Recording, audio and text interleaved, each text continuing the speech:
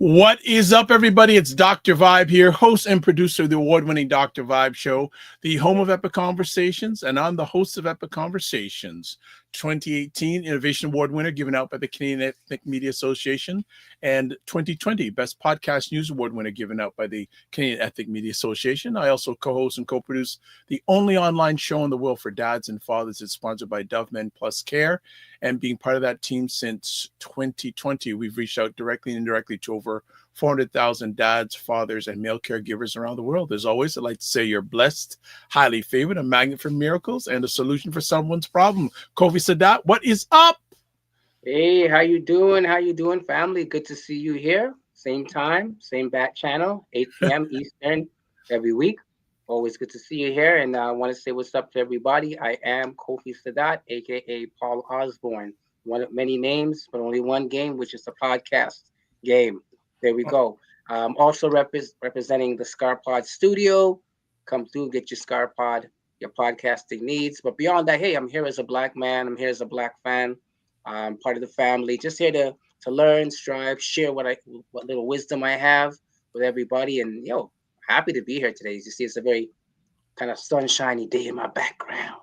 Yeah, so he's raising his background game. So he's got his background game going on. So before we go any further, we welcome everyone to Black Men Can Talk, a show where Black Canadian men come together to have real, unfiltered conversations about life, culture, and community. We should be expecting another brother Kofi with us momentarily, but we are starting with everything we got. As always, subscribe to the Dr. Vibe Show on YouTube and hit the notification button. Push me over 1,620 subscribers. Let's see if we can get that done. Also follow the Dr. Vibe Show on Facebook, LinkedIn, and Instagram. If you want to advertise your business, product, or service on your show, please feel free to email me, dr.vibe at the drvibeshow.com. And then finally, join the Black Men Talk Discord group. Email me and you can do that. So what's been going on? You said you got the sunshine, but hey, here in Toronto, it's getting a little cold, man. It's getting cold. It's getting cold, brother. No joke. No joke. But it's one of these things that I guess we have to expect it every year. So we got to warm it up tonight. We got to warm it up to keep folks good. All across Canada, across North America, across the world. Global. Right. We're here to warm it up tonight with some good conversations. So, get ready for that. I'm good, man. I had a good week. I can't lie. Hail up Frequency as usual. Yeah, Frequency's here already. He says greetings. Listen, also, that's my brother. Listen. There you go. So he's first in to give comments, and also want to shout out brother Shaheen. Gives a thumbs up watching on Facebook. So good to see you, my brother. Good stuff. And Frequency says, great event this past Friday, Kofi Sadat. What event is he talking about? There you go. So we had the Natural Health and Wellness Fair on Friday, and really just a space for folks who are dealing with natural health from African centered or Caribbean background. We had like reggae size, Afrocore. We had all types of products and services. We had massages. We had everything. So it was just a space for Black people to get together in particular, and deal with, our health, our wellness, the balance that we often seek in this sometimes crazy world. But yeah, it was good to get together, and seeing people like Frequency, it just elevated my frequency. So I want to give it up to my brother. There you go. Listen, I gotta give it to my brother. You know why? Because he doesn't just show up online; he shows up in person. Yeah. I wonder how many kilometers he puts on his mobile in a month. For real. And he also says he learned some new dance moves. This is it. Okay. All right. So, and I know he has an event coming up, so definitely, December 9th, he has a networking event. So we'll try to get to that as well and support that. So giving thanks for that and for everybody else that's online. Tell a friend, But I had a good week. What about yourself, Dr. Vibe?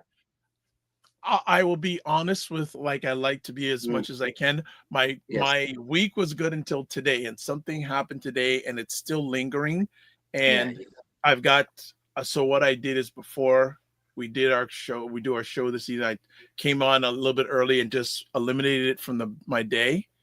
It may come back after, but during this time, I'm focused on Black Men Talk and our special friend that we have on this evening. So, um, just if I make a request, I don't ask people in, but if you can send some positive energy my way, I would appreciate it. Just putting it out there. If you don't want to, no problem. But if you don't ask, you don't receive, right? So, but yeah, it's all there. But I'm looking forward to it, tonight's conversation. Hey, and if you are here watching it live, please tell us where you're shouting out from, and I'll shout you out. Also, make sure you ask questions and make comments. This is another epic conversation that is coming up for us. So we want to make sure we're only as good as you guys. Only as good. Only as good. We steer the ship, you drive the ship. I'll put it that way. All right. So we're going to take a quick break because I don't want to waste any time with our friend that's coming up this evening. We're going to go in on that. So we'll be back in, let me decide, less than a minute. So we get right back. Wow, wow, wow. What an awesome discussion and interview with Dr. Vibe. You can see why he's so successful, has so many awards, has so many accolades. Dr. Vibe listens so well to the person he's interviewing, and he loves bringing out their story to share with his audience. My name is Ramon Ray, founder of smarthustle.com, and I just had a great experience sharing with Dr. Vibe and his audience about my journey, and I want to say a big thanks to Dr. Vibe, big thanks to your community, Dr. Vibe, because clearly you love what you do, and you're a shining beacon for us all to focus on entrepreneurship, be better fathers, grow our families, and live and have great businesses. So thank you so much. I can't wait to work with you again. You're an amazing, amazing interviewer and first-class professional. Thank you so much. Well, thank you so much, Ramon Ray. I appreciate the kind words. Yeah, so let's go to it. So we have another new friend tonight, and myself, I'm both, I will say K2, Kofi squared, because there are two Kofis. That we're all based in Canada, but our conversations are global, because I'm a firm believer that the challenges and opportunities that Black men have are not just based in Canada alone. And I'm sure, Paul, you traveled enough and spoken with enough Black men in different countries that you say, you know what? I can relate to that. 100%. 100%. Yeah, definitely. So I'm glad we have a global guest tonight. I know, I like this. Someone send you positive energy, Dr. Vibajora. Thank you. Receive that. Thank you so much. Thank you. That is good. That is good. Because you know what? That's something a number of Black men need to ask. We need to ask. So thank you. Receive. So today I have a gentleman that I've met digitally a few months ago, and we've become good associates. I'm speaking that we're going to get to the journey of friendship and brotherhood along the way. But we have Joseph Corley, a Black licensed therapist, mental wellness consultant, and educator out of St. Louis. And he's going to be sharing with us tonight about the loneliness of Black men. So welcome to the platform for the first time and hopefully not the last time. Joe Corley, what is up? What's going on, brothers? Good to see y'all tonight, man. What we doing? We're doing everything. How you doing, man? How you doing? I'm good, man. I'm really good. Yeah, things are progressing on this end for sure. Good. And let the people know where you're tuning in from, where you're talking from. I'm located in Dallas, Texas. So the bottom of the map, the Lone Star State. Yeah, so that's where I'm at. And not a Dallas Cowboys fan at all. There you go. All right. So before we get into our conversation, can you share a little bit about your journey and background with our family? Yeah, sure. I was, my first undergrad degree I was an accountant, actually. That's where I started out at. And that was very lucrative, but extremely boring and non-fulfilling. And I got an opportunity to become certified as an educator. So I did that and, did that for a couple of decades. I taught middle school kids in a couple of different subjects. And then I recognized that the system would only allow me to take them so far. So I decided to go ahead and advance myself even further and become a therapist, where now I see, teens and adults, mostly adults and couples. But every now and again, I can't get away from my work with the young people. So that's always prominent in my space. Let me ask, when you were doing your training, how many other Black men were going through the process with you? I didn't see a one. I didn't see a one. Whoa. Say that again. I didn't Not see one? man. I didn't see a single one. It wasn't that many men, period, to be honest. It was mainly all my classes were pretty much, I'd say about 98% female.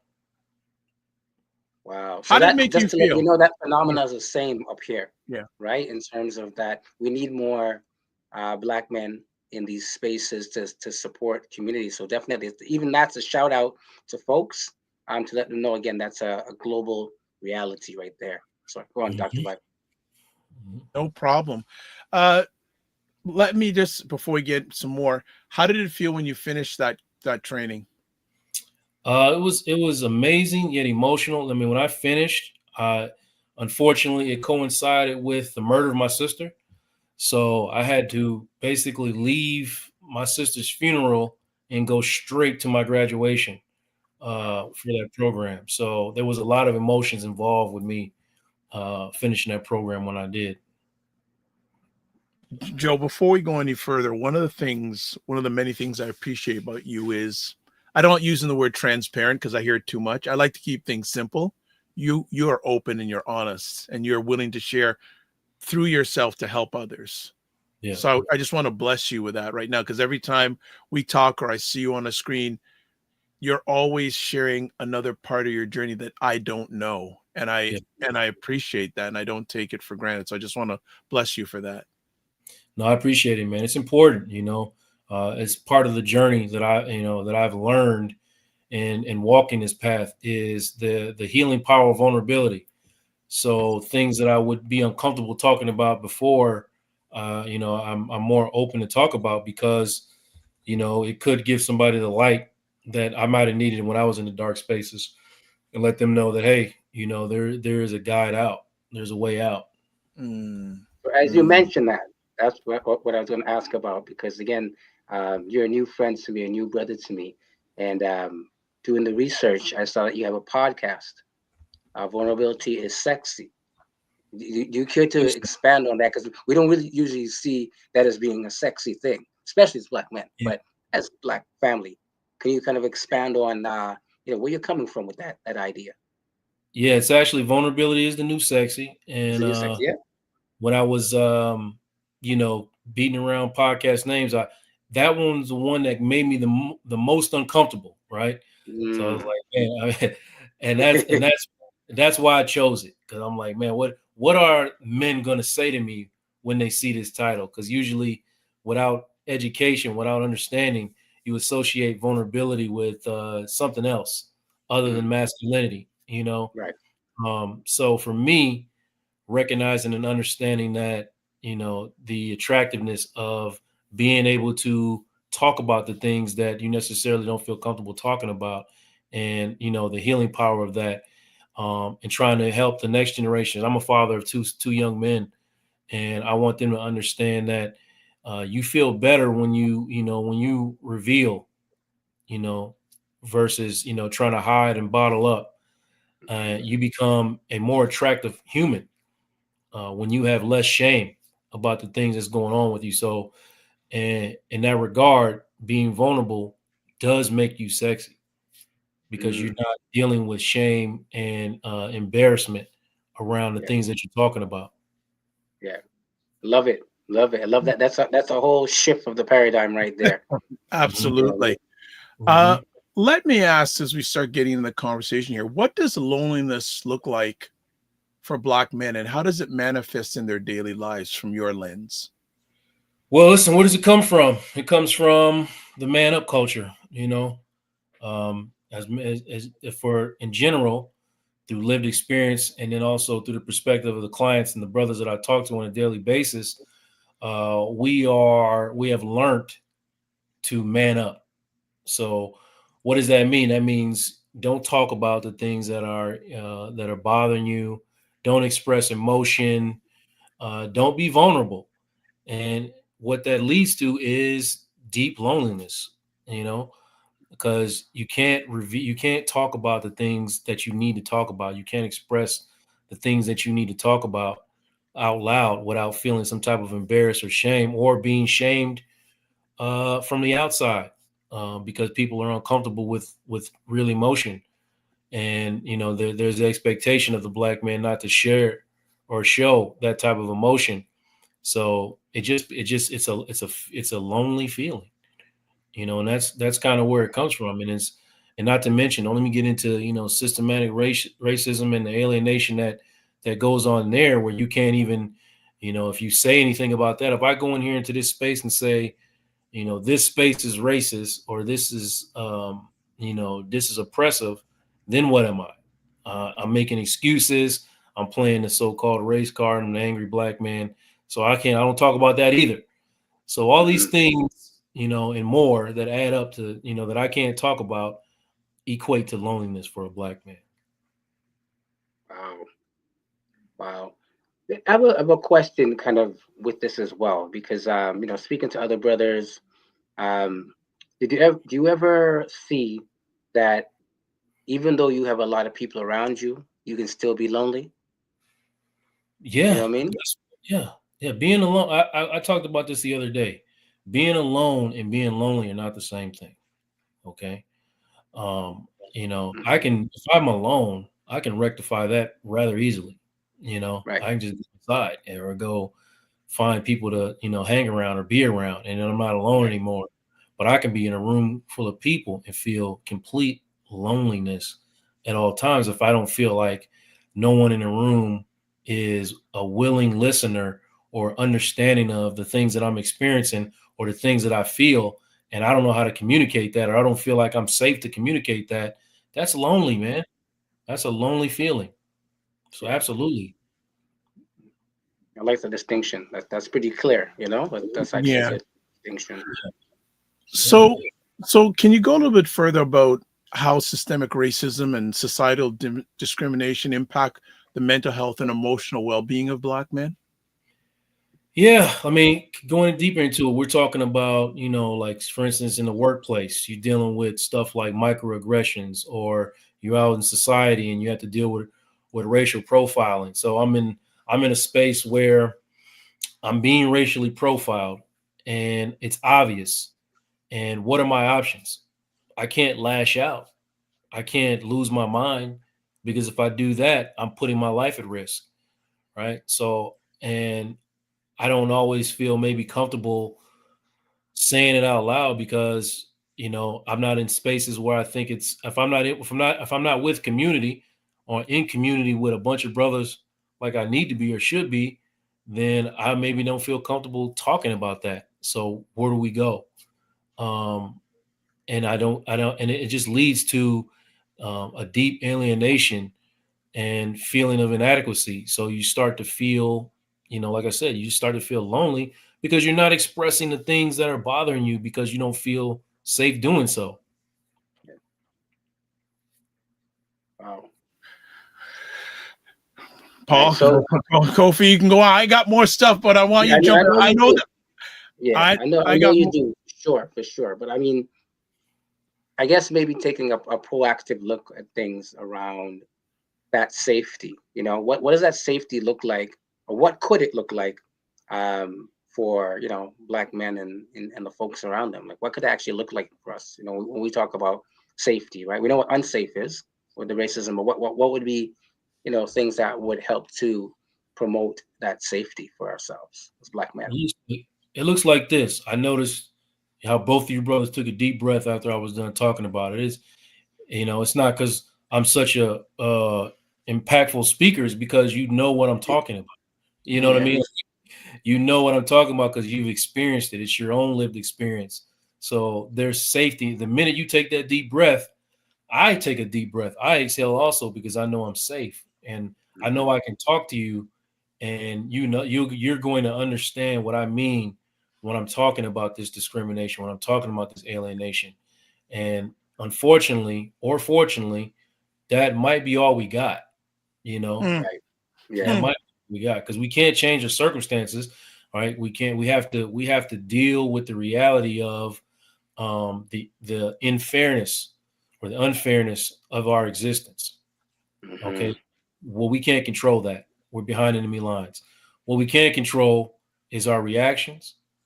We can control, how we respond.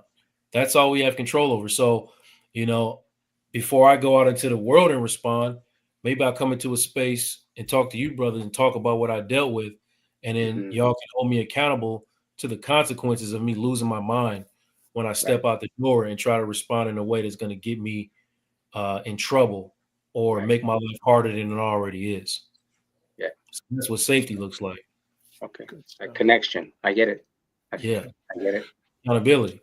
So Joe, do you think loneliness is often misdiagnosed or misunderstood in Black men? Misunderstood for sure. I don't know about misdiagnosed, but misunderstood for sure, because like I keep saying, one, if it's getting more common for us to have opportunities to talk to one another, but depending on what spaces you're in, you have to actively seek spaces where Black men are saying, we want to talk. Like these Black men can talk. I mean, okay, I see that on the title. I know that's what we're doing here. But would I go into the sports bar, or would I go to my family reunion and start doing those things? Maybe not, because I have not been told or given the indication that this is the space for me to do that. So we're talking about it's misunderstood that, because I'm hanging around a bunch of brothers, I'm hanging out with my friends, or I'm going out to the club or to the bar or whatever, that there's no way that I could possibly be lonely. But it could be a group of us, and every single one of us could be feeling lonely because we're not talking about anything. Yeah. Okay. Well, that's not my experience, because obviously people see once they hear I'm a therapist, I could be going to the cleaners. Give me some free advice. I'm just going to pick up my shirts, and I mention, hey, what do you do? Well, I'm a therapist. Next thing I know about your daughter's in rehab, and all these things, So it's not my experience anymore, but it was my experience growing up. Yeah. I mean, part of it too is it's like, depending on, I guess how you kind of think about things, but I look at it on a spiritual level, like that's your calling, that's your energy. I mean, being a therapist, obviously it's your occupation, and, you studied well, but I'm sure before this that maybe on your journey of life, people would come to you with things, right? Because the spirit kind of calls them.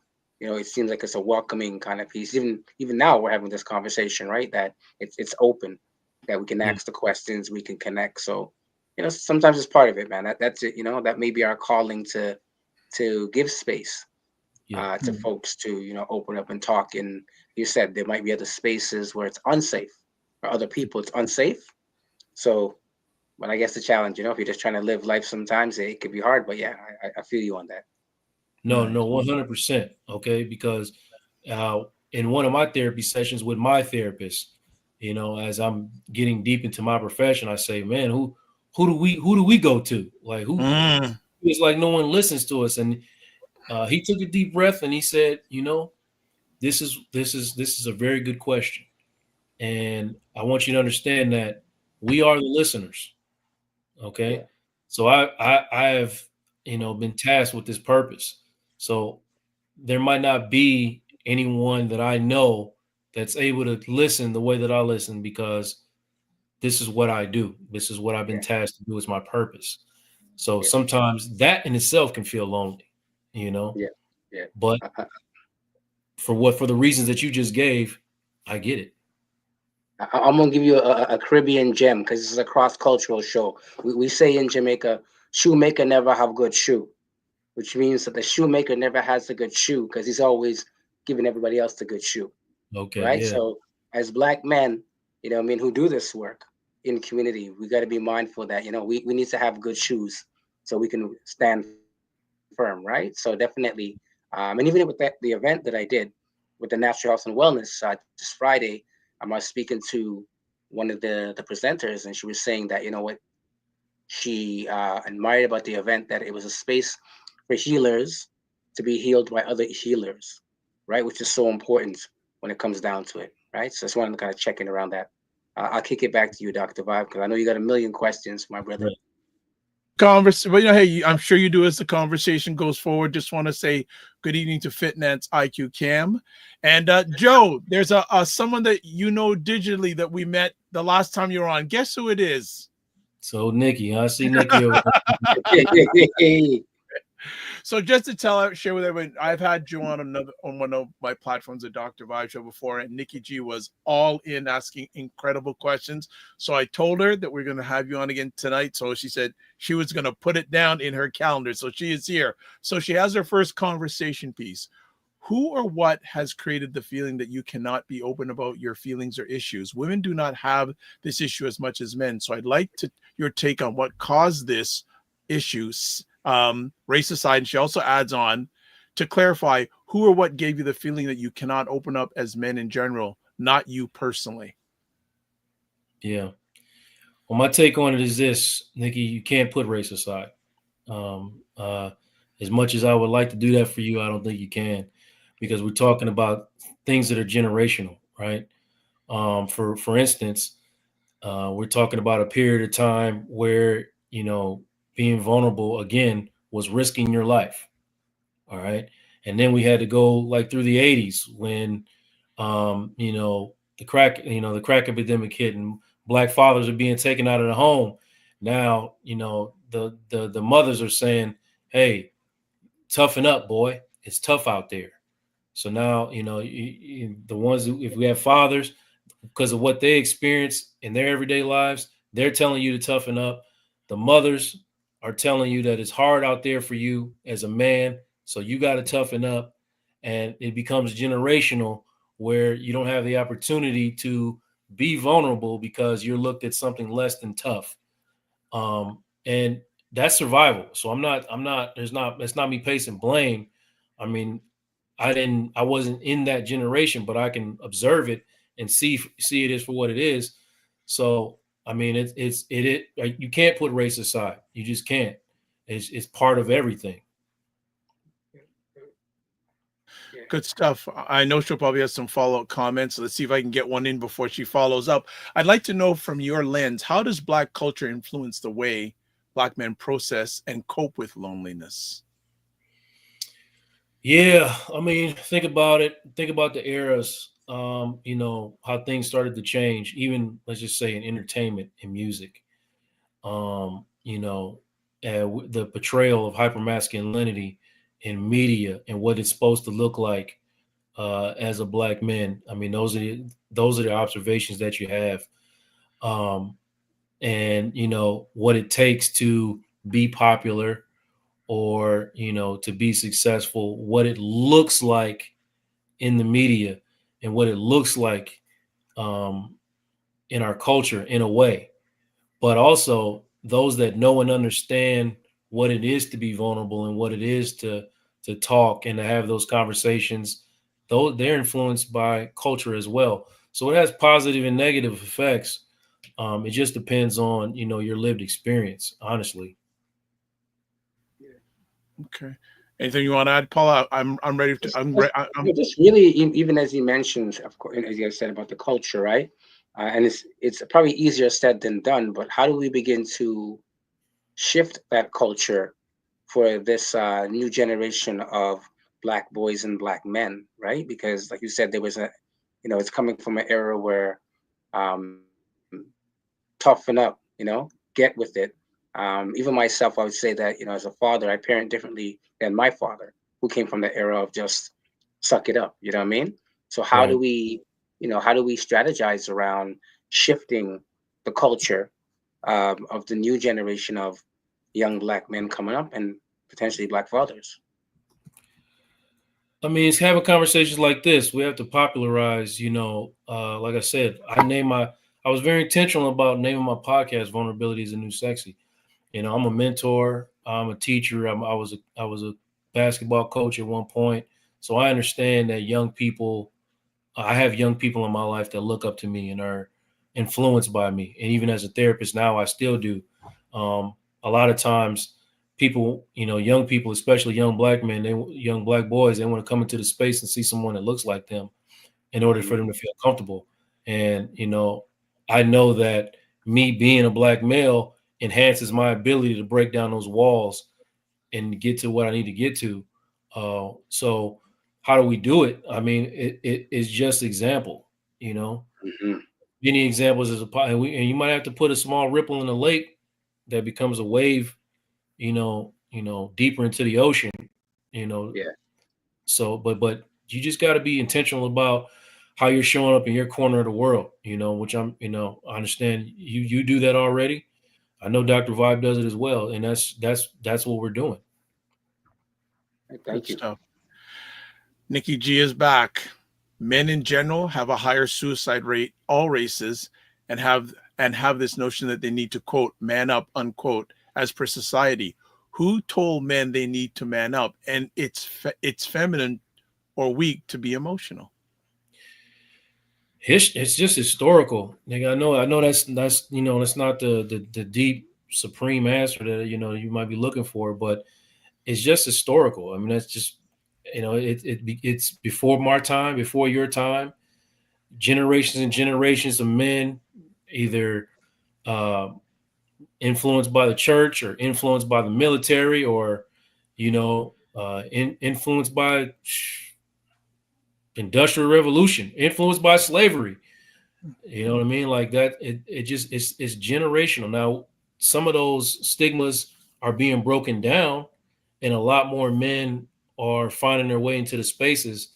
But like I said, it's been passed down and now, even now, before it was mainly just the men, right? And the women were begging for men to be more vulnerable and to be more open. Now you can find a faction of women who look at that as weak, and they don't want their men to Yeah. be vulnerable. They want their men to be tougher. Now, that's not all women. It's not all men, Yeah. but it's a contributor, Nikki. It's a contributor. I just want to add you another conversation piece onto that. And with you live in the United States and just recently an election. And how do you feel the current or the presiding or upcoming political climate is going to have on the impact of loneliness in Black men? Listen, I mentioned to you guys that I was just on a call before I got on this one. It's a group of Black men that meets every Sunday, and it's a safe space for Black men to be vulnerable and have conversations about these type of things. And this came up. This exact question you just asked came up, and brothers was already feeling it.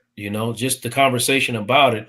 I'm observing, about 10 brothers on the screen, and as we're talking about it, I can see the anxiety in their bodies. I can see the tightness in their bodies, because of a little bit of the anxiety and the fear they have about how this upcoming administration is going to affect their daily lives. Listen, racist people are more emboldened right now, and if you have it's scary outside, whether we should be scared or not, that's up for Yeah. debate. But it's Yeah. scary outside for some people because the you know the wrong kind of people are emboldened right now. Mm-hmm. And so it's to answer your question directly, it's going to have a huge effect on that loneliness. It's going to have a Loneliness. huge effect on it. I wanted to talk about that comment from Nikki G around the high levels of the suicide. We have an elder, Louis March, that just transitioned this year. And a lot of the work that he did was around what he calls zero gun violence. So being able to have zero gun violence in our neighborhood or in particular neighborhoods. Because some neighborhoods have it and some don't. But that being said, I remember having a conversation with him around young Black men who are feeling lonely and isolated, and that are involved in what we'd say gang involved or risky behavior that is Mhm. almost like suicidal, right? So they'll walk into that neighborhood that they have a beef with. They'll walk in there and and antagonize people because it's almost like, um, I'm feeling like nobody I can talk to, and I don't care, and it's almost a way of suicide. There's a word for it. Do you guys experience that same phenomena, or have you experienced that same phenomena from young black men that really are at a place where they don't really care, they're involved in risky behaviors that may lead to that outcome that might be death, injuries, to. And from my experience, I can't give you like the for sure statistical numbers on that, but I can tell you through Yeah. my lived experience and the clients and patients that I've seen, yes, we have experienced that. What's difficult sometimes to get a young person to care, Mm, about the behaviors they're putting out, and how endangering they are to themselves by simply doing this or simply doing that. Um, they are my experience has been as a teacher and as a therapist that they're tuning out. So, I mean, you really have to be extremely talented in order to tune them back in. You can't just be doing regular stuff in the classroom and in the therapy space and expecting the kind of turnaround that's going to be necessary for these young people to engage in their own lives and recognize, how they're affecting their future selves. So, no, from my experience, yes, is the answer to your okay. question. Okay. All right. I want to ask the role of intergenerational trauma in the end, how it plays an impact on loneliness expressed by Black men. Yeah. I mean, so we're passing that down, right? I mean, generational to generation, we're passing it down where, the things that we've experienced, a lot of times we don't want to talk about, um, ask questions or be vulnerable. We want to impress our lived experience onto the next generation. So we tell them, don't do this or do this because it's something that you wish you would have done, or you have regrets about situations that you've been through, and it's not necessarily incorporating the fact that we're in a different time. You grew up in a different time. Your father grew up in a different time. Your grandfather grew up in a different time. So yes, there is a certain level of wisdom that comes with that we need to pass down, but there also needs to be an openness to the new experiences out here for the young people, because if you don't do that, then all you're doing is passing down trauma, because Mhm. of your inability or unwillingness to go seek healing. um you know we really don't give enough credit to how much impact our unhealed trauma has on the future generations, and we need to focus on that. If not for yourself, then do it for your children. Nice. SC says the youth will burn down the village to feel its warmth. African proverb. Enough said. Tough Enough business. said. Enough Shout out said. to my sister Absolutely. Essie, my right sister. Yeah, SC is on good stuff. So what role does fatherhood play in the experience of loneliness for Black men? You had mentioned a little bit about fatherhood, your role as a father, but how does the absence or presence of a father in their own lives affect the emotional being of Black fathers and how they raise their children? Yeah, first, presence, right? So I have two sons who have been present for their entire lives. However, unfortunately, I didn't have that, you know. So how did that show for me? I had to work through, my own issues with attachments and relationships, and but it took me a long time. I was already well into, fatherhood before I did that. So some of the things I just warned against with your last question, I was already doing. I was impressing upon my kids and my sons through my own lived experience, and I wasn't necessarily open always to listening to, you know, what they had been through. And I expect them to appreciate me just because I'm here, right? And that's not fair. all because I didn't have that father. So I'm thinking that just my presence, I should get extra credit, right? Because I'm here. And I was walking around with that. But I have noticed, and there's a clip of my son talking about it through my healing journey. Said I have observed the way my father parents me change because I'm looking at him now through healing eyes, and we're able to have conversations that we weren't able to have before because I didn't even know where to start. I didn't know what things to say or how to listen. All I knew was, how to tell him he was wrong or tell either one of them they were wrong and not be open to it. So as a father, I can't stress enough how imperative it is to seek healing. I just cannot. Nice. Even on that note, as you mentioned that, I was just thinking, you're a licensed therapist, and what challenges do you see with Black men who are experiencing loneliness? What challenges do you see in terms of them seeking counseling?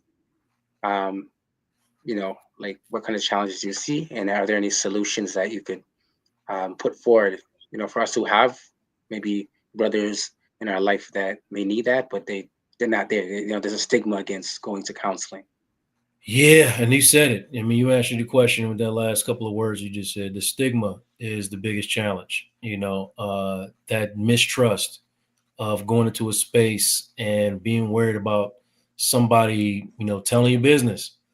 You know what I mean? Like I have to trust this person with my most intimate, details. And hey, listen, we're talking about abuse.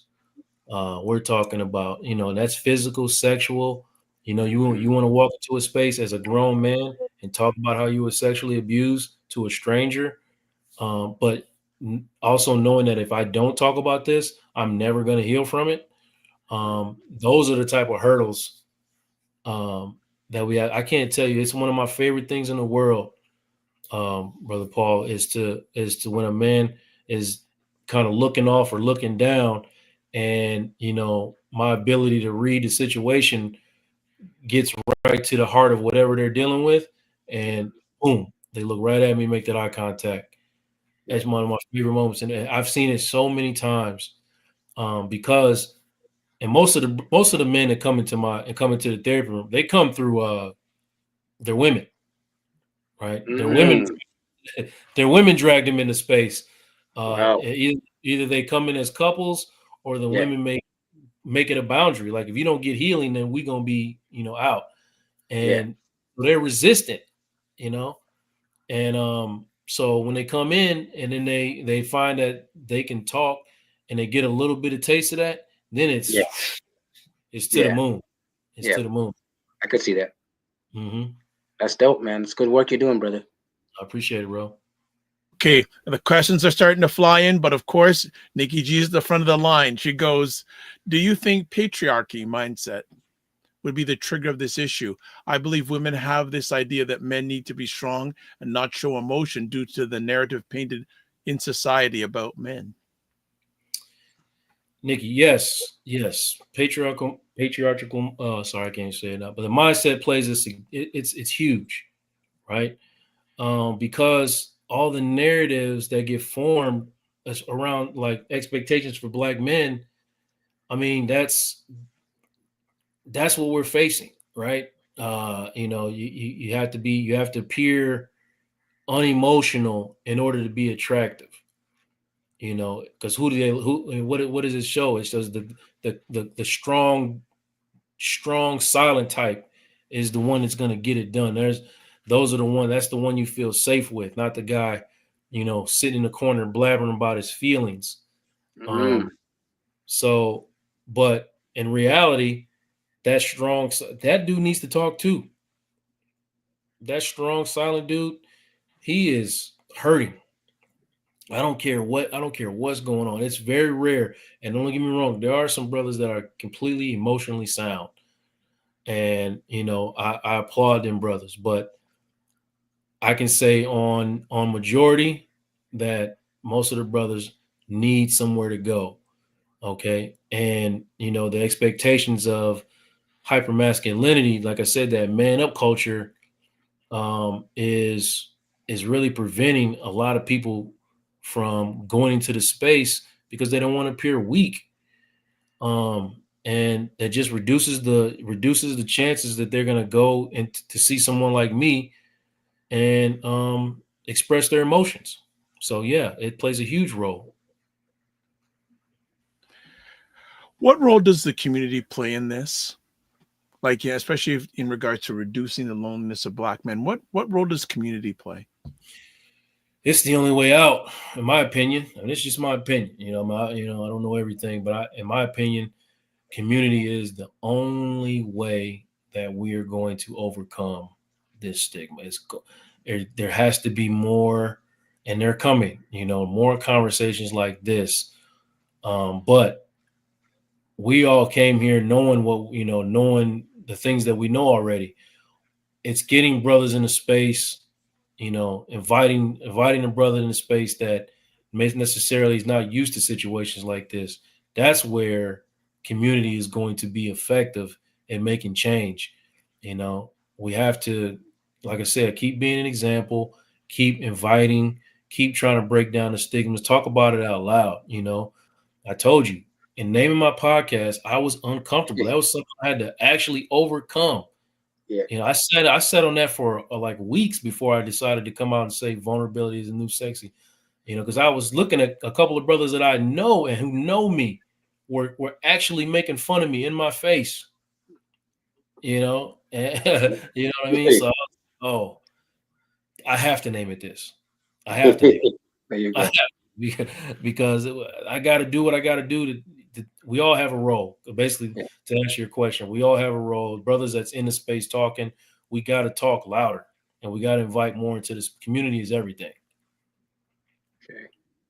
Because it has the same effect negatively, right? I mean, it has the same negative effect, but I mean, if we can meet that negative effect with positivity and doing the right kind of talking, then we can make a change. I've seen that up close and personal.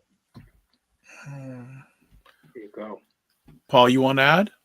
I'm not. I'm just seeing a comment from my sister Lisa. I want to hail her up. So maybe Dr. Vibe Well, get the comment. I want to say that because that's probably like an ending comment. All right. But I got some more things that I want to share with. So, what role do how can mental health professionals better serve Black men that are experiencing loneliness? Well, I think that for me, if a Black man comes into my space and he's experiencing the loneliness, being prepared for that is the best thing I can be. I know it because I feel it. As a Black man, I feel it. So validating his feelings immediately, that's the best thing I can do. And I'm not validating it because I want him to pay his fee. It's because I really know and experience that loneliness. So I can look a brother in his eye with genuine, with authenticity and tell him, I get it, bro. All I right. get it. So even on that note, right, and we talked about it at the top, there are obviously not enough Black men therapists, social workers. Mhm. You're in the minority, I'm sure, and over here it's the same phenomena. So for someone who can't access a Black man such as yourself, what advice would you be giving to therapists who are seeing our Black men? Right, like how do I mean your connection obviously is more than just on the outside. You've lived that life, right? You have lived experience. So let's say it's a they want to go to a Black person, they want to go to a Black woman. What advice would you have for a Black woman therapist who are seeing young Black men? Yeah. I think it's a skill to the Black women therapist. I would advise them first of all to commune with Black male therapists, and I would advise Black male therapists to commune with Black female therapists, right? Mm, Because we right. need to understand. I have Black women that come to me, and I honestly talk to a lot of Black women in order to prepare myself for those moments. So, and if any therapist at all that's worth anything is always going to be willing to disarm their bias, right? And if you're not willing to do that, if you see a therapist that's not willing to do that, run for the hills. Run for the hills. They're not going for you, period. So it's all about community. We need each other. I need Black women. Right. Mm. I like that. I like that. How can we encourage Black men to seek therapy or mental health support when they feel lonely? Accountability, man. Like, see, so the behaviors that come out of that loneliness is what you have to attack, right? So if you see a brother that is behaving in a way that you can see directly as a result of that loneliness, which probably is going to look like for a lot of us, uncontrollable anger, or unnecessary anger. That's a brother that's hurting. When you see the brother that's at the gym, playing ball, and it call don't go his way and he start flipping out, that or he's at work and something don't go his way and he start flipping out, that brother's hurting, right? So that's when you sit down and just put the mirror in his face and say, listen, man, I see you, and I'm gonna ask you this: is this honestly how you want to show up? Is this, because that's the main core of what I do. I don't go in here and try to tell you as a man how I want you to behave. I'm listening to you tell me how you want to show up. So any decisions or behavior that goes against the way that you say you want to be, that's where I come and I call that out. Here's the mirror. You told me that you didn't like it when you yelled at your wife. You told me that you didn't like it when you got angry with your kids or when you lost your temper at work. Okay? So if that's how you want to show up, then let's talk about it. Because all I'm doing is putting a mirror in your face. I'm not here to put you through Joe Corley's school of manhood. Yeah. That's a good point. It's a good point, right? Like to hold up that mirror and just reflect on what is being said, as opposed to, like, this is how I think you should go. So that's a very insightful way to approach that conversation. Everything that I know about you comes from you. That's it. That's the trick of it all. Like, I'm just listening. I'm just listening, and I'm asking probing questions. I find out, how you grew up. What is your relationship with your parents? What did you observe from your parents? All these things. What are your relationship with your siblings? And then you tell me. So, okay. So I look at that situation and say, so you watched your mother be abused by your father for the majority of your life. Yeah. And you didn't like that. But you yell at your wife. Yeah. Oh, cool. That's when you get to, yeah. And sometimes we don't make those connections, right? So it's good that you're able to facilitate that conversation, right? Right. Yeah. Okay, got some. Seems that, of course, Black women are piling in now with comments. So here we go. So first off, Nikki G says vulnerability is in fact the new sexy. Us women who are emotionally intelligent see it and respect it. Good on you for spreading the awareness of vulnerability in Black men. Someone who's a regular from Primetime Saturday with Aisha and Lala on Saturday nights at 7 p.m., which I host and co-produce. Says hello. And there's also Cinema Canela says this is a very important issue. Never thought about that. Of course, Dr. Tachi, who's the driving force behind Indie Soup Media, says hello. Cinema Canela says all good. Nikki G says I think this issue is quite common, but undiagnosed. She also says accountability. Yes. What is your take on diagnosed narcissism in some Black men? Nick Cannon was just diagnosed with narcissistic personality. I think you discussed that. Did you discuss that in that other platform disorder and came out about it, which I respect? Yeah. Yeah, it's tough, man. I mean, first of all, sometimes we overuse it, right? But for him to actually be clinically diagnosed with it and then talk about it. And that's a big thing. Now, like I said, I don't know if every man who has, narcissistic tendencies is actually a narcissist. Sometimes it's just unhealed trauma. Um, Mm, and, he just hasn't dealt with it, and his perspective on life may just make him look and appear extremely selfish. Um, and then sometimes they are narcissists, you know what I mean? But when you say what's my take on it, I guess I don't know. You'd have to be more specific in that question for me, Nikki, for me to answer that. I'm sure she will be if you give her the opportunity. So I'll Mm. wait for her addition on that. I want to ask you also, how can Black men be encouraged to start conversations about loneliness with their peers? Yeah, man, that's a tough one, man, because you can't curate the spaces around you all the time.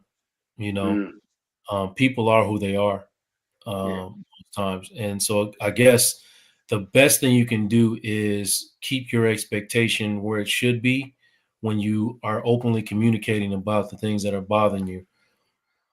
I always start with a very simple, script. When this happens, I feel this. Now, when I say I feel this, those are feeling words that you need to incorporate in your daily speak. Discouraged, disappointed, sad, happy, frustrated, whatever the feeling is, tie a feeling to it because people can't tell you you're wrong about your feelings. yeah, If I feel sad, you can't tell me I'm wrong about that. That's what I feel. When this happens, I feel this. I need this. That way, if I'm coming to you, Dr. Vibe, and say, Dr. Vibe, not even saying you, when this happens, I feel this way. This is what I need from you. Dr. Vibe now has the choice to decide whether or not he has the capacity to give me what I need in that space, or he might set the boundary, say, I hear you, but I don't have it right now. I don't have it for you right now. And I have to then understand that it's his right to take care of himself in that moment because he doesn't have the space or capacity to deal with what I need. And that's the conversation that we have. Everybody's understanding. Instead of like, oh man, Dr. Vibe, you ain't my friend. How you not gonna show up for me when I yeah, need you? Meanwhile, he dealing with all kinds, like he just said today. He had a rough day. He might not be in a space to deal with my stuff. Yeah, You understand what I'm saying? yeah. yeah, yeah. Even as I look on the screen here, I'm thinking, what role does like technology, a lot of these online conversations play in loneliness for Black men? So, pre-pandemic or BC before COVID, there are more times to actually connect. So, how have you seen this impact the phenomena of loneliness? Comparison is the devil, man. Comparison is the devil. What are you looking at? You comparing yourself to everything on that screen and Mm, you feeling bad about yourself. So and so got a new car. So and yeah. so's taking trips. So and Hmm. so, got a new house. Man, how come I ain't got a new house? How come I ain't taking trips? You Right. know, um, Yeah. you just it that that's just it's just the devil, man. So how Wow. does it affect that loneliness? You start again because you're not doing these things. You start feeling for some reason, a lot of us it goes straight to our masculinity. Mm, Like yeah. I wasn't man enough to do the things I needed to do in order to live the kind of lifestyle that I'm watching online. Right. Um, so I must be a failure. Wow. Yeah, Mm. that's a deep thought. I never thought about it that way before because again, yeah, people curate whatever reality or fantasy they want online. You know what I That's right. mean? Right. And more people are watching it. So Yeah, yeah. they might be in Brazil, but they might be miserable in Brazil. Yeah. You know what I And mean? or they may not even be in Brazil. It might be some AI Exactly. thing. Or you don't know what they had to go through to get to a space in order to start. Exactly. Yeah, that's Exactly. true. Everybody's Very. journey is What role does mentorship play in helping Black men avoid or cope with loneliness, in your opinion? Man, mentorship is everything. I think we had a show on the Flying Lemmy podcast. We talked about talking to our younger selves, and that's the thing that I mentioned. I don't like to live with regrets, and I don't even like to say should have done anything, because should is not allowed in my therapy room. But that being said, the one thing that I will communicate with my younger self is find a mentor immediately, and hang on to that, because the value of mentorship, and I can't even quantify it. Honestly, it's important, and especially when we're talking about emotional wellness. Think about it, if you have a healthy, emotionally healthy mentor who is understanding of what it takes and the value of vulnerability, and they can pass that on to you. um, that is incredibly invaluable for a young person to go into their 20s, go into their 30s, uh, with a healthy mindset. Mhm. That's your prime. Yeah. So here's the hard part sometimes, and sometimes it's rightfully so. Sometimes it's coming from a place of unhealed trauma, as you mentioned. But obviously, we have a lot of single parent homes, and most of those single parent homes are headed by our sisters, right? Some of Mhm. them are resistant to having Black male mentors. How do we navigate those conversations? To encourage them about the positives of having that. Yeah, I mean, I talk to when I talk to women about that type of stuff, especially the ones who don't have the male leader in the home, and they're doing it on their own. I try to encourage them, like, listen, as great as you are, the best you can ever be is just a really good mother. Mm, You cannot be a father. right. You cannot, because listen, if I'm, if you're asking me to try two juices or compare two juices, right? And, Yeah. uh, uh, Brother Kofi, you give me one, and then Dr. Vibe sets his on the table and I never drink it. Yeah. How am I going to compare? Mm, I never, but I just sat and watched everybody else drink Dr. Vibe's juice and how they reacted to it. And I said, oh, well, that must be what it's like, to drink that juice. You can't, I never had it. So it was like, yeah. I can't influence. I can do what I can to talk to a young lady about what it's like to grow up as a young lady. But Hmm. there's only so much I can say because I've never taken that journey. Just the Right. same for a mother who's never taken a journey of as a young man. You've never done that. So Good um, point. that's the conversation that I try. That's the analogy that I try to have ready for those type of conversations. Patience. Okay. Thank you for All that. right. BM says it's hard for some of us just to maintain friendships, let alone starting up all these difficult discussions. We are divided out here based on quote where you are from, unquote. It's hard to connect at all. And also says mentorship is huge for those who can find it. Great point. And of course, our resident questioner, Nikki G, says right now we have a shortage of Black men signing up as mentors for big brothers, big sisters here in Toronto. Hosted a conversation about that last week. Why do you think Black men are not showing up enough for their own youth in the community? Woo. Man, Can I can I can I jump in that one because I Oh, understand where you're okay. coming from. Give, I give, gotta give a break. right. Give a break. Give a I break gotta to, I have to to jump into Joe. that Give a one, break right? to Joe. Go ahead. So we talked about systems and we talked about the importance of race, right? We had mentioned that earlier. We can't have these conversations without really talking about what's going on. So all due respect, because I'm in community, I do this work.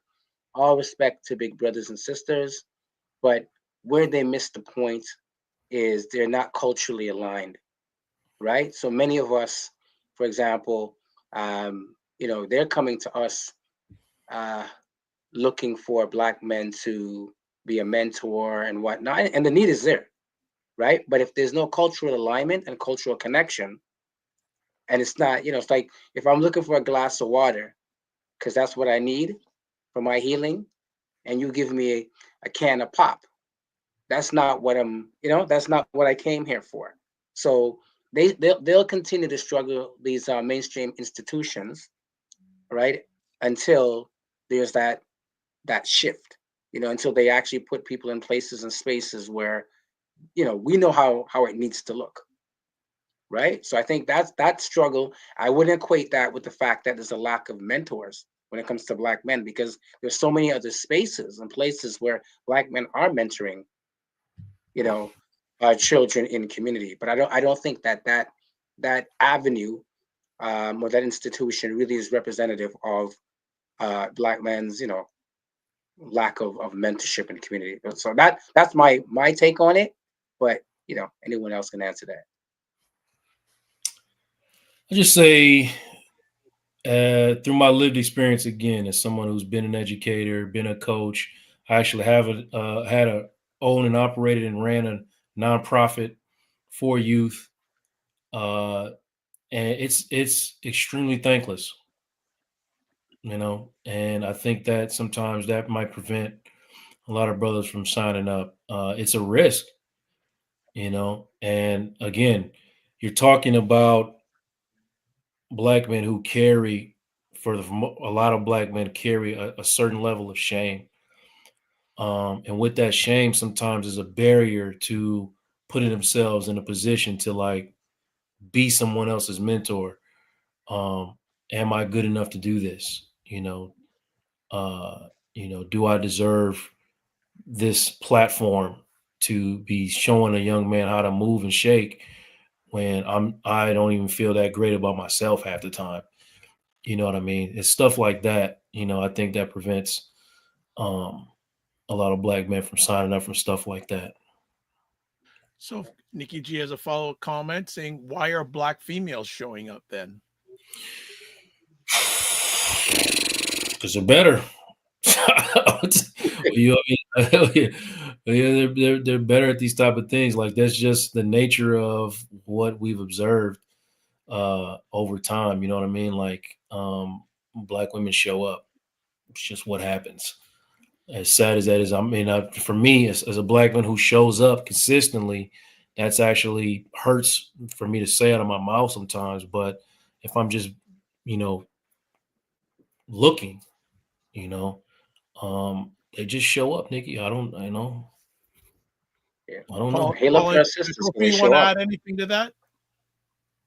Kofi, you For want to me, add anything to that? Yeah, yeah, you want to? yeah, for sure. I mean, I think this conversation, as we look at the comments, who's showing up, right? But I think again, it is it's similar to what Joe was saying around, do we feel worthy to be mentors? Have we been made to feel worthy, right? Mm. And for the most part, through society, racism and all those pieces, we don't feel worthy. We've not been put in those positions, and we haven't really taken care of our stuff. Our emotional intelligence. We're just really coming into that now. Our own unpressed trauma. As Black men and boys, we're still dealing with that. So I think it's almost like we're not even, for the most part, in that place to say that we want to share. But I think, to be honest, it's actually more of a mistake for us not to show that vulnerability, which is the new sexy, but that vulnerability, that we need to share to our boys, and our girls and our communities, to say, what, sometimes I don't have the answers. Sometimes I'm not good. Sometimes I'm working through that, because that actually helps more than anything else. Because if someone else is struggling with a similar thing, and they think that you have it all together, or they have to speak to someone who has it all together, sometimes you want to see, that one of my favorite shows that used to come on the internet was Failure Lab, right? And Failure Lab was all about your failure and how you worked through that. So I think that's sometimes the challenge is that as Black men, yeah, I agree. We don't feel like we're worthy. I don't know if you ever speak to your parents, Doctor. I don't say your parents, Doctor Vibe, but a lot of times with our parents, they're like, "I have nothing to teach you. I mean, I know nothing," and they know That's so my much. dad. My dad's at that point now. It says That's I'm my good with point. the, but I'm saying no, Dad. You got lots more to give. Don't Yeah, think and you they you were cut actually off. made to feel that way. They were made to feel that way. Like your culture's backwards. So and so. So that, not to go on a Stuck. Okay. Yeah. So we've talked about organizations. What can schools and workplaces do to address the loneliness of Black men? Before I answer that, let me just say one more thing to Nikki. I feel like as someone who has, worked with both young men and young women, also young women are more malleable. Um, they're more open and susceptible to change than young boys for whatever reason. And I think that women, from my observation, are much more comfortable mentoring to young girls than the opposite. What can schools do? Listen, I've been on record as saying throw the whole thing away, right? So I mean, the whole system is not designed for what we're talking about right here. So there's no special pill or change that they can make that's all of a sudden going to make them ready to be able to do what we needed them to do. We don't have the talent in the schools. The system is not designed uh, for us to succeed. It's only designed for us to be able to, walk in lines and follow rules. I mean, that's the main purpose of the school system. It's not for anybody to dream or to be a whole or healthy human. It's not designed for that. So, what the school system we need to do was completely go away and start over. Unfortunately, I don't know. I know people don't want to hear that, but that's just it's not designed to do it. Mhm. Mm. Is there any room for our allies and advocates to help us with this situation, Black men and their struggles with loneliness? I don't think so. Okay. I don't think so. I just don't feel like it's. I feel like we gotta heal. We gotta heal our brothers, and then hopefully, other than you know, be validating, educate yourselves, and that's about all you can do. Um, but you know, they got to be led. We got to be led. You got to be led. You got to see what you can be. That's basically what I'm trying to say. Okay. You got to see it to be it. If you could make one systemic or cultural change to reduce the loneliness of Black men, what would that be? Systemic or cultural change. Well, the first thing I would do is what I just told you. I destroy the school system uh, and rebuild it. Okay.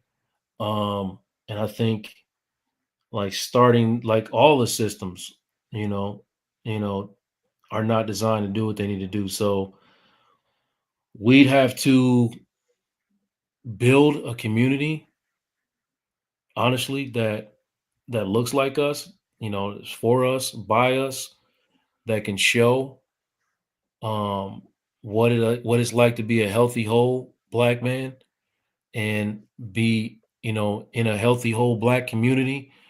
And if your goal is to be in a family, what does it look like to be inside of a whole and healthy Black family? Um, you, it has to be a community from the ground up. You know what I mean? Now that's a large reaching goal. That's out there. But since you asked the question, There you go. That's something we, Um, we need to work on. That's something we yeah. need to work. yeah, BM says, I agree. This issue is ours to fix ourselves. yeah, yeah, that's what Um, Joe, do you have any success stories or examples of Black men overcoming loneliness and building meaningful connections? Oh yeah, man. I mean, one to start with my own, my own. You know what I mean? There you go. Yeah. Like I went through a journey, and it probably started in 2018, where I was having struggles. I was in my late 30s, and I looked up. I don't have any Black male friends. Honestly, I don't have any because I Wow. don't. I've never felt comfortable. My father wasn't present.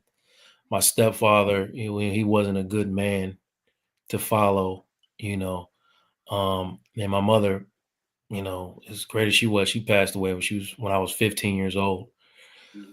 So, but what does that do to me? Here's my girl, my first love, you know, I have built this, you know, this idea of what that is, and I lost it abruptly. So my whole mindset is about trying to find and reconnect again, but not to a man because I've never done that, right? Mm. But through my healing journey, I was able to understand. Even when I started looking for a therapist, yeah, I knew, hey, I knew enough to know I needed help. Yeah. But all my parameters were black woman. I didn't want to talk to no man, right? So it wasn't until I was forced into a situation where I could talk to a man that I saw the value in that. And then I started to understand how important it was to be in spaces with other black men and talk about the things that only we could talk about. Hey, that's it. I mean, I don't. Again, I know there might not be some sisters want to hear, but the reality is, there's some things that we can only talk to other men about.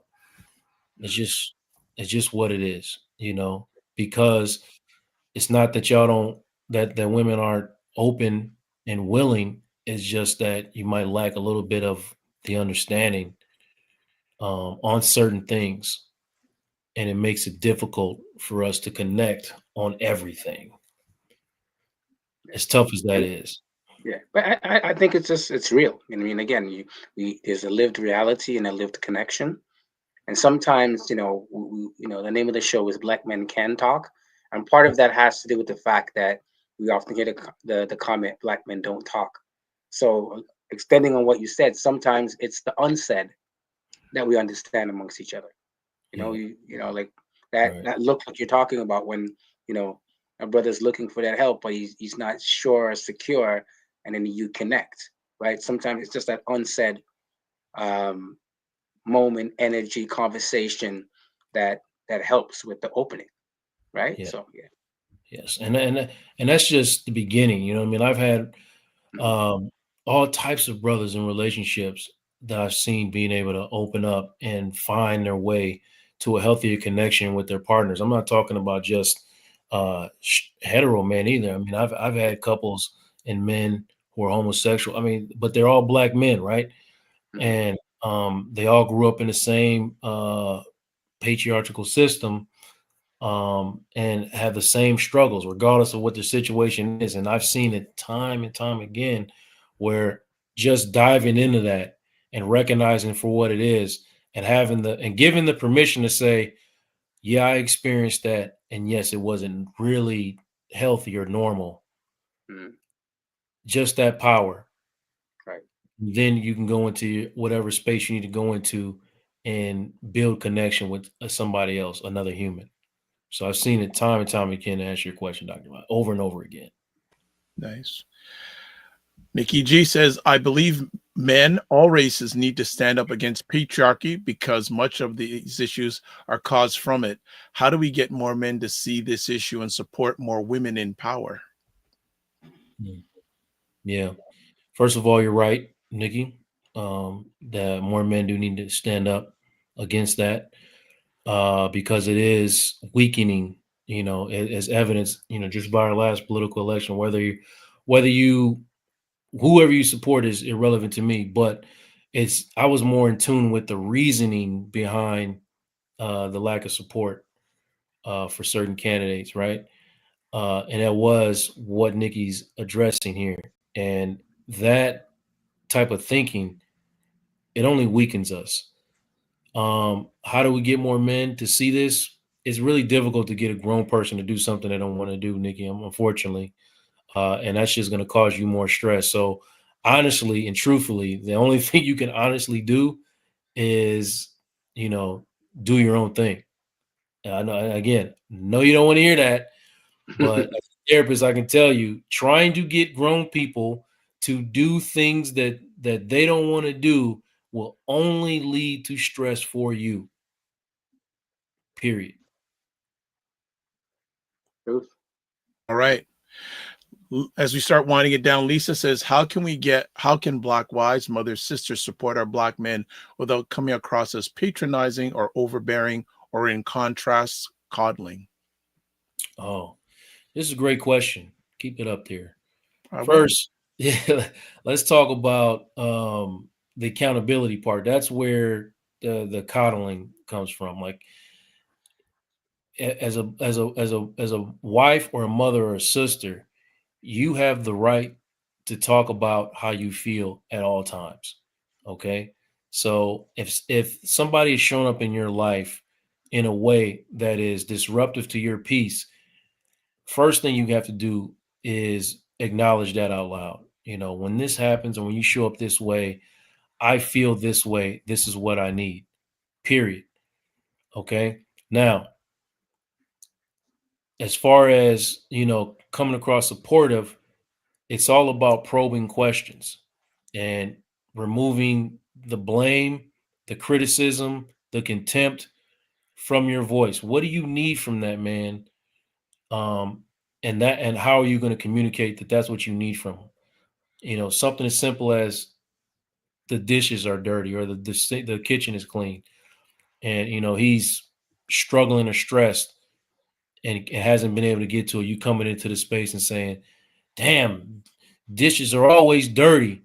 You just a sloppy blah da da da da da da da," as opposed to saying, I'm really tired today, and I noticed that the dishes aren't clean. I really needed them to be clean, And he says, why, if he starts reacting a certain way where he gets elevated and starts getting mad, that's when you say, that's when we can talk. Okay. I don't appreciate that you're talking to me that way. If something's bothering you, you know what I mean? We can talk about it, but you yelling at me is not productive. This all sounds crazy, right? So when I introduce this stuff in couple session, it always sounds crazy to them at first, but after repetitive practicing and coaching, they're able to have these conversations where it becomes probing questions as opposed to being critical and showing contempt for your partner. Don't take away the you. Take away the you. You do you, you, you, you, you. Take that out of your vocabulary and start asking questions and talking about the way you feel. No good man wants to hear that his woman is feeling bad about stuff. There we go. Good stuff. I got two more quick things and then we'll let you go. So, if a black man feels lonely and is watching this conversation, what is the first step you would recommend he take today? Start looking for a therapist or a group or a processing group. And that's it. Talk, brother. Mm-hmm. And then my final piece, unless Kofi has something, what's one message of hope or encouragement you'd like to share with black men who feel alone right now? I want you brothers to understand that there is hope in community, right? I've been where you've been. I understand what loneliness is. I felt that loneliness and did not see a light until I did see a light. So I know that there's a path out. And I know that I believe in the power of healing because I've seen it, not only for myself, but for many others. But it starts with the vulnerability to have those conversations, right? You cannot heal what you don't reveal. Whatever's hurting you, whatever's bothering you, whatever you're hiding away, get into a space like this and talk about it, man. Talk about it so you can let it go and learn how to move on. The way that you're getting angry, the way that you're feeling sad, it's probably something so deep seated that you haven't thought about it for years. It probably happened to you when you was younger than 10 years old, and you don't even know because you've never really talked about it. It's not about such and such gets me mad when they do this. It's more about, why does that bother me so much to the point where I get that escalated? Mm-hmm. The thing that you think you're mad about, bro, is not what you're actually mad about. And that's what that's what I'm encouraging you to do. You can go get help. You can go have conversations and you can get that monkey off your back once and for all. It is very, very possible. Just start. Just start. And don't stop until you find somebody that works for you. If the first person you talk to don't make you feel good, here's what you need to understand. You need help. Okay. You need help. So if the first person don't work, go to the next person, go to the next. There is somebody out there that is suited for what you need. You just got to be consistent and diligent about finding them. I think that's a good end to this epic conversation. Yes, Kofi, you want to add anything? Listen, I'm just gonna say you hit it out the park like another Joe we know, Joe from the Blue Jays, right? So Joe you hit it out Carter. the park, my brother. So giving thanks for that. Again, it's the first time that we're connecting, we're meeting, and I'm honored that you came to this space and blessed with so much gems. So I'm giving thanks for that, and yeah, I'll personally take things away, and I hope others are taking things away that we can build on. But yeah, giving thanks, man, for showing up in this space the way you did. Thank you. No, thank you, bro. Thank you for having me, man. I appreciate it. No problem. So if you want to catch more of Joe, website Real You, the letter U, not YOU, consulting.com, Instagram at jcorley80, email jcorley at realuconsulting.com, and the podcast, Vulnerability is the New Sexy. I think we have some more comments just coming in quick. Nikki just says, great convo. Thank you. Oh, we passed. Woo! Okay. And then BM says, great conversation. I will check that podcast. Please do. Please do, and provide him feedback. My brother, thank you so much. I know you had another conversation earlier on today, and thanks for giving the most precious thing that you have, your time, for all our family. As always, you know that you can always reach out to me if there's anything I can potentially help you with. And as a brother, I always say, don't just manage your time, manage your energy, and remember to give yourself grace. I appreciate you, brother. Looking forward to hearing from you, and invite me to some of these conversations you have on Sunday. I need them too. Oh, it's an open invitation, man. I'll get you the info. Please do. Please do it. And all best to your family too. Oh, thank you, brother. Appreciate it. All brothers is welcome, by the way. This is an open discuss. This is called the doc. I'll get the information. I'll share that. Yeah, and I'll share it out. Yeah, absolutely. Yeah. All black men from all over the world are tuning in for this 1 hour and 15 minutes to talk about various topics. All right. Peace, my brother. Keep the faith. All right. Stay up. This is beautiful.